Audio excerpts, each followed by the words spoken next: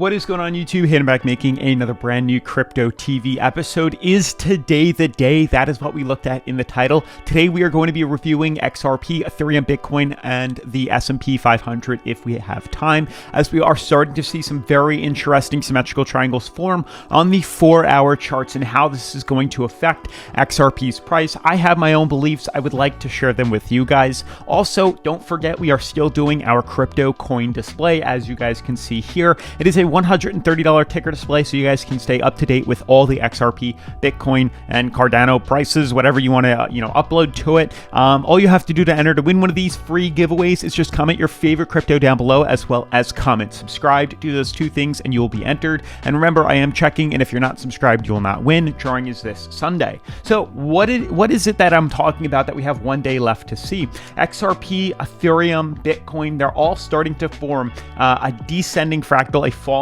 wedge formation. But if we zoom in closer on the 4-hour, you can kind of notice that there's some sort of symmetrical triangle forming, and this is going to battle out its downtrend. This could lead to a potential pop back to the upside here. We'll see if it's going to happen. It might happen, it might not. I'm not entirely sure. We're going to have to review this in depth. Also guys, today's video is sponsored by CafeSwap. They just partnered with Polygon, which is really cool. So some big things are coming to their platform and projects, so stick around to the end of today's video for that. Otherwise, if you guys are new to the channel, definitely make sure to subscribe, turn on post notifications, smash the like button, and let's get on to today's episode.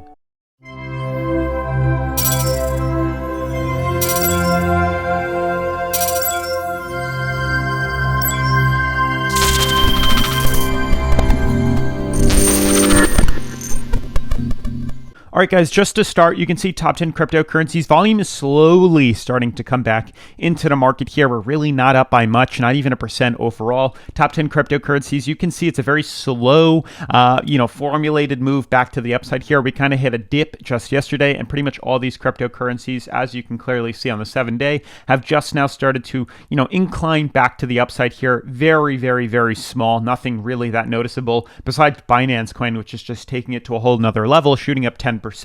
All the other cryptocurrencies really are not seeing much of a move at all, only just very small consolidation both on the 7-day charts as well as on the 24 hours, which means for the most part, we have pretty much just seen consolidation for the past 7 days. The past week, we've really not seen any big movements at all that would help move or sink cryptocurrency in any sort of direction. But what I really want to show you guys and focus on is the way XRP, Bitcoin, and Ethereum are all trading. You can see right now for XRP, for the most part, there is a descending fractal. Now, for those that are new to the channel here, what is it that we're looking at? We've discussed here for a long time that there was a big symmetrical triangle forming here on the daily charts, and this would ultimately lead to a long-term bullish break in the end of 2021 into maybe mid-2022. You can see we've drawn on Elliott wave formations, which easily carry the price from A to B, from B to C, C to D, and then D to E, and this ends right at probably the mid of 2021, and then pretty much breaking out ideally at the end of 2021 into 2022, going back up to retest all-time highs for 2021 for XRP. So really only up to maybe $2, if not a little bit higher. That's the ideal case scenario that we're looking at. Now, we've been tracking right here from the A to B formation here. We discussed that we could be breaking out earlier if we see the prices actually close above our resistance at $1.30, which we did.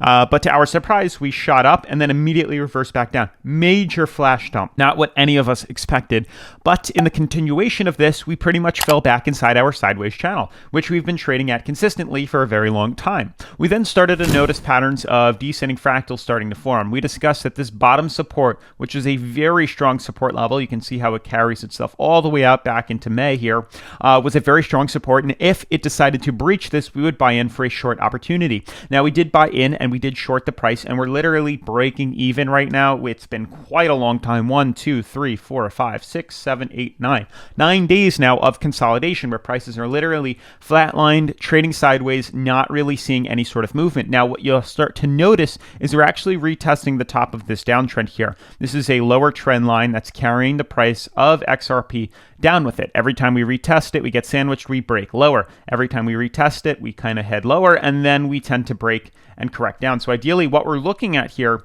is a drop to the downside. Now, long term, when you look at this on the daily here, you can kind of see what it is that I'm referring to. You can see how we start to form these trends on the bottom here. Whether or not this is a support, I'm not entirely sure. We can kind of see it here. You can kind of see there's some interaction with the price back here in May, but it's not really holding us up that well, and it's hard for me to kind of find some sort of support. I would put a support probably lower at about 70 cents, 77 cents, and maybe one right through the middle here. I mean, you can kind of see where the tops are. You can kind of see where we're having some issues, but I'm looking at more at like 82 to 77 cents. This seems to be more of that bottom support here, and prices kind of retested that. Whether or not this seems to be a resistance, I'm not entirely sure. I don't think it is, but prices are currently battling that right now. Weekly doesn't really show us anything that would help us besides the fact that we're hitting lower highs and hitting the middle of the Bollinger Band. Prices ideally seem like they want to head back down ultimately to our bottom uptrend here. You can see it clear as day. We constantly hit this and we break bullish. That's ideally what I'm looking for. Another retest would swing us back up from point C to point D, and that's what I'm pretty much guessing that's what's going to happen. That's what looks like what we're going to anticipate or expect. And you can see the drop really didn't send us down that much from being 79 cents down to 56 cents. Wasn't a big move on the weekly. You can see we're pretty much trending right at that same level right there. So I'm anticipating more correction back down and then a flip back to the upside here. We had a few weeks, 1, 2, 3, 4, 5, 6 weeks, if not 7 weeks. We're only at maybe 4 weeks right now of this consolidation to the downside here. So that's what I'm anticipating. I'm waiting for a potential flip. And you can also see how we're finally starting to see a bearish cross right here on the moving averages, which is not a good sign. This is pretty much, signing that we're going to be breaking bearish. You can see it happened here as well on the moving average. We had this bearish flip right here where the red band crossed over the green band, signifying bearish moves, and then we corrected back lower. So the fact that we're starting to see the same pattern happen here is another universal sign that prices are going to want to retest this resistance and break down. And just for ease of use, I'm going to draw this trend line right here so we can all understand what it is that I'm referring to. So you can see right here, I'm just going to make it, I guess that's green. It is what it is. I wanted more of that lime green, but oh well. I don't know really how to pick that lime green color. Let me just grab it. Let me try it again. And you can see, let me get this. Is this it? No, I'm not entirely sure how anymore. That's odd and kind of funny, but whatever. Okay, so you can see we're in this downtrend forming right here. Now, if I was to zoom in, what I wanted to show you guys here is the 4 hour and the way these charts are starting to trend right now. So you can see on the short term here, it seems like unlike before where we had a descending triangle forming here, we have more of an Elliott wave forming. So if I was to draw this on for you guys, let's see if I can carry this out here. You can see there's more of a symmetrical triangle forming where prices are slowly, anticipating a meet or an apex here. You can kind of see how this is starting to form.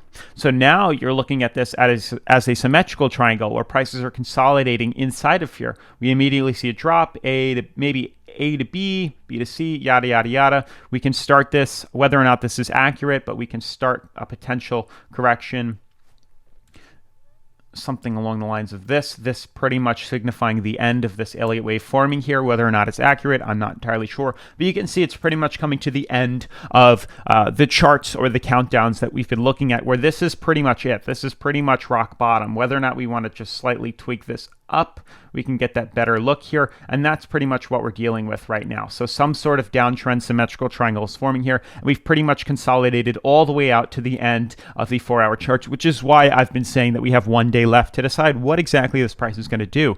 Now, realistically, we look okay here. We're still just continuing the bearish move here. It's a possibility, very small, that we could break bullish here. Whether or not this is going to last, whether it will be significant, I'm not entirely sure. We're trading at about 50 on the RSI, which gives us every rhyme and rhythm to break higher. The MACD looks okay. It's showing a small signal of potentially breaking bullish here, seeing a bullish cross.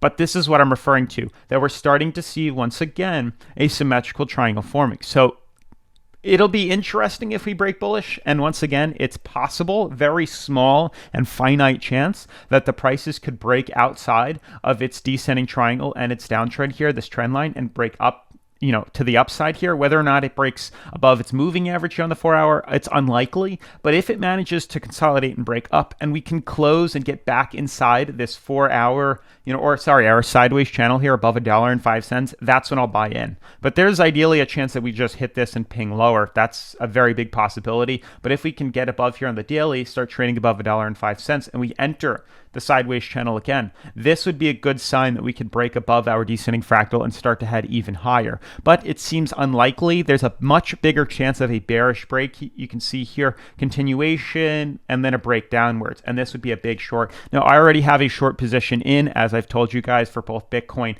and XRP. Ethereum I've been kind of stagnant on, just because it's been a little bit higher up, or it's been trading better than these other cryptocurrencies, so it's not really in a position that I want to be in. But you can see that's what's forming here on the short term. We've already bought in from the breakout, from the point of breakout, which we're currently retesting right now. Ideally, what you could do is just wait, or what I would do is, if I haven't bought in already, wait for the confirmation, buy in here, which is right here, and then we can short it back to bottom. And then ideally, once we hit the bottom here, we switch to a long position, anticipating a rally back up from C to D. That's what I'm dealing with on XRP. Now, this carries on to pretty much all of these cryptos, whether or not Ethereum is forming a 4-hour.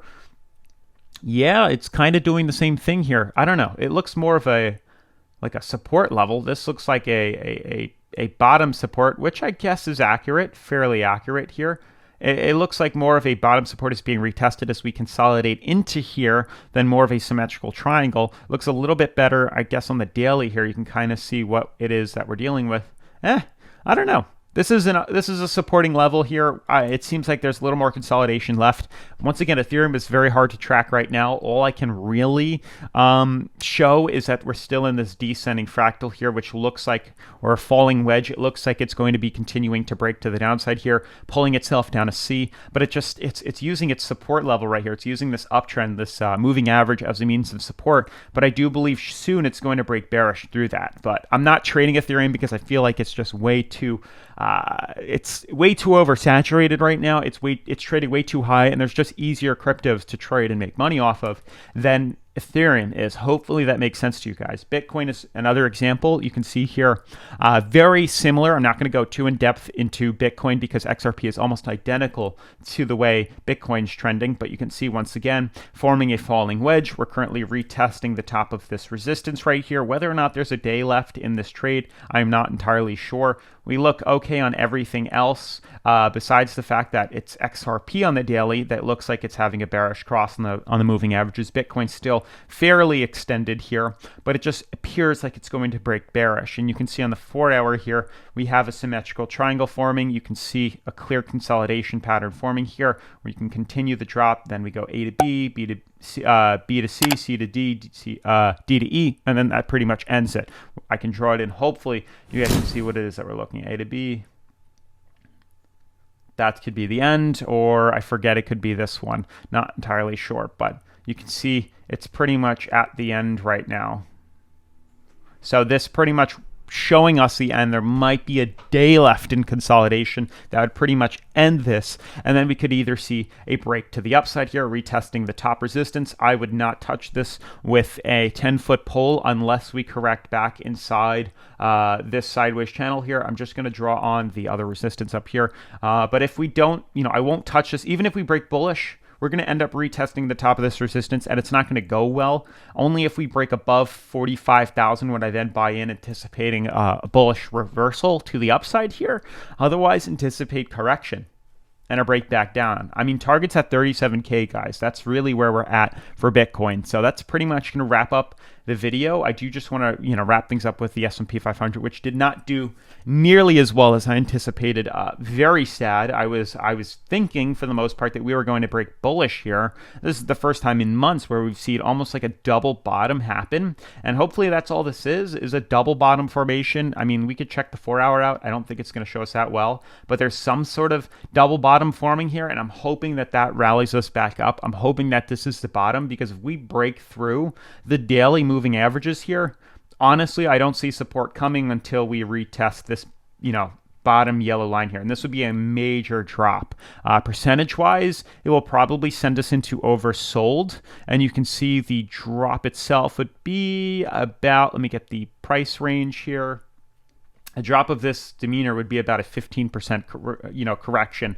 If it carried itself all the way to the bottom, it'd be about a 40% correction, which seems unlikely. It would probably send us all the way into extreme oversold. It just doesn't seem like a likely pattern to happen, but understand we're so much higher up than we were before. Like before, the bottom moving averages on the weekly were very close to where it currently was trading, but it seems like we're starting to branch into its own formation here.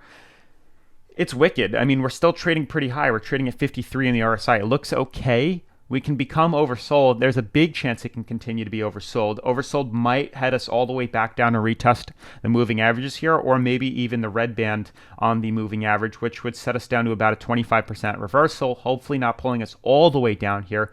But ideally, it looks like this is the best ascending fractal here that's forming here. This looks to be the best case scenario, the most stable here, and we broke out of that for a couple of months now, so it'll be interesting. Otherwise, I do want to wrap things up with CafeSwap. As you guys know, with all cryptocurrency projects, please do your own research and never invest anything you're not comfortable with losing. Now guys, CafeSwap Finance consists of a talented team of developers, designers, and marketers that aim to revolutionize yield farming and staking in BSC. Its products are positioned to provide the best value for its platform users and a precise edge against existing solutions. Now, the core vision is a community-driven protocol where a positive and inclusive protocol can be achieved through strategic partnerships. Now, they offer yield farming and staking with a high APR reward on the farm. The stake pool utilizes single staking of the Brew token, the native token on the platform. Like the farm, it also has some of the highest APR. Users can also swap, trade, provide liquidity, and use the integrated Binance bridge. Traders will have low fees on the DEX, which are directly distributed among the liquidity providers. The remaining is used for the buyback and to burn Brew tokens. Now guys, an important update is that CafeSwap is now live on Polygon. This brings a lot of benefits for users on Binance Smart Chain and on Polygon itself. You can pretty much get cheaper gas fees and faster transactions, and as expected, CafeSwap's launch on Polygon was only a matter of time, and that time has finally come. Through this launch on Polygon, CafeSwap hopes to follow through on its cross-chain promises, the DEX bringing the tasty goodness of Brew and Mocha to this blockchain. What's also great and unique is that users can now migrate their Brew and Mocha tokens to Polygon using the AnySwap bridge. Moreover, the launch of CafeSwap on Polygon provides holders of Brew and Mocha the chance to cross-farm on the Polygon network.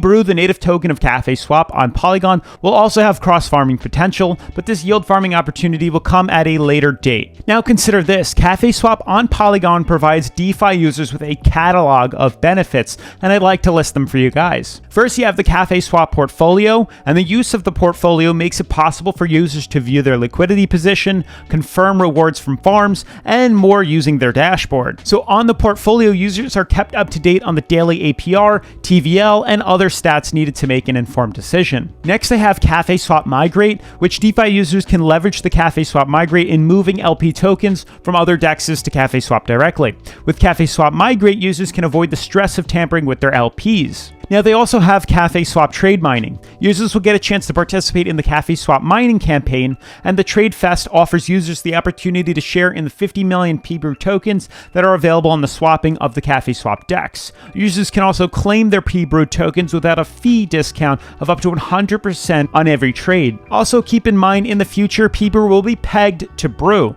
This will create a thriving CafeSwap on the blockchain. Otherwise, huge shout out to CafeSwap for sponsoring today's episode. Make sure to smash the like button for the YouTube algorithm, turn on post notifications, subscribe, and I'll see you guys in tomorrow's episode. Peace.